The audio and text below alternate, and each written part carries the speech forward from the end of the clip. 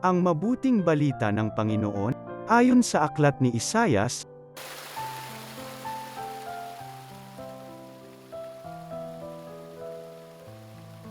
ang makapangyarihang Panginoon ang nagturo sa akin ng sasabihin ko, para tulungan ang mahihina. Tuwing umaga'y nananabik akong malaman kung ano ang ituturo niya sa akin. Binigyan niya ako ng pangunawa. Hindi ako naghimagsik ni tumalikod sa kanya. Hindi ako tumutol nang bugbugin nila ako. Hindi ako kumibo nang ako'y kanilang insultuhin. Pinabayaan ko silang bunutin ang buhok ko't balbas, gayon din ang lurhan nila ako sa mukha. Ang mga pagdustang ginawa nila ay di ko pinapansin, pagkat ang makapangyarihang Panginoon ang tumutulong sa akin. Handa akong magtiis pagkat aking batid na ang sarili ko'y di mapapahiya.